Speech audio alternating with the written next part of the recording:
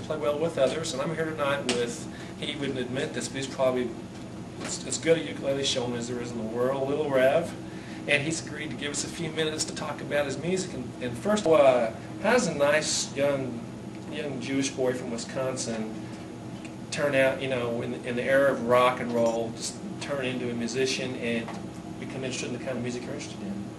Well, you know, growing up with roots music, you know, a lot of old Yiddish stuff and things like that. It took a little while to sink in, but you know, growing up in the 1980s with you know, pop rock and all that kind of stuff, there was always an element of rootedness to it. But most importantly,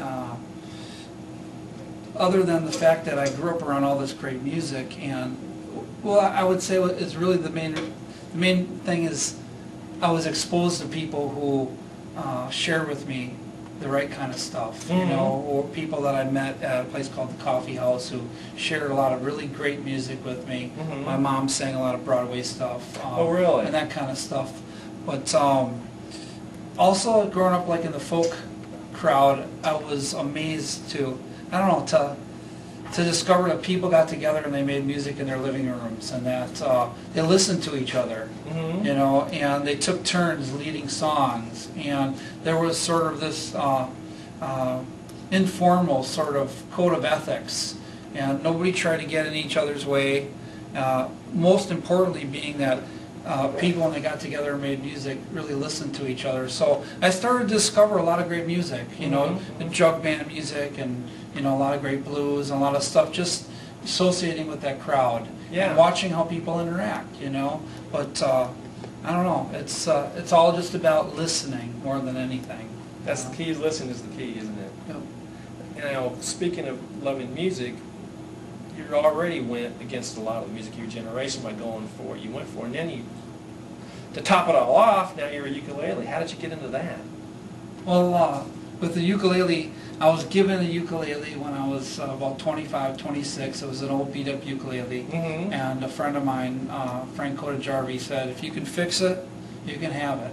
And so I took this old beat-up banjo ukulele and put it back together, and I think the first song I learned was I Love Somebody, Yes I Do Love Somebody, You Know Who. A simple little two-chord song. Oh. And thus what set in was the old Woody Guthrie adage, any darn fool can get complex, but it takes a genius to attain simplicity. Oh, that's great. So, that's great. And that's how you got started with this. Yep. Just how did you decide to make a career out of it? Did you really think at the time, well, this is what I'm going to do for a living? no. Not exactly. I really didn't. You know, the only way to make $1 million as a folk singer is to start with 2. You know, so it was divine intervention. That's all I can say. Wow. You know, is that I grew up with music, had a love and a passion for it, and I was nurtured by the right people, and I'd be doing it sitting on my porch or on my couch, whether I was making money at it or not. You know, doing the thing you love to do. Yeah, and there are lots of pluses and minuses. Before I started making a living doing it, I was always jamming with people and always playing. And now I spend so much time touring around and performing and teaching, I don't get to do enough of that kind of stuff. You know, so there are always pros and cons, but that's getting off on another subject. No, that's a good subject. That's a perfect segue.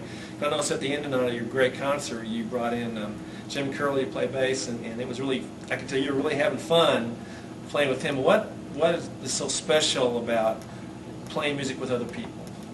Well, you know, if you're in a band and you rehearse, you develop a chemistry, you know, of again listening to each other, playing off of each other, and while every song has a sort of a framework that you follow, there's always room for the dynamics, and there's always a little spontaneity in everything. Now when you just invite somebody up to jam, or you're at a jam at someone's house, a bluegrass jam or a folk sing-along or whatever it is, there's a lot of spontaneity.